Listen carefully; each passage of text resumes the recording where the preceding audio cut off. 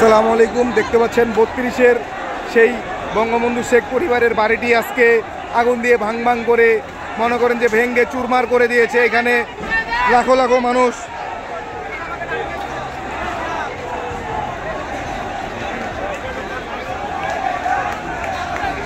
Minimum ভাই ২-৩ লাখ মানুষ তো অবশ্যই হবে। এখানে আজকে এখানে পিকনিক করা হচ্ছে। আজকে বাংলাদেশের মানুষ এখানে ঈদের মতন একটি আমেজ মানে উৎসব মুখর পরিবেশে দলমত নির্বিশেষে আরে ফ্যাসিস্টদের বিরুদ্ধে সবাই রুখে দাঁড়াচ্ছে।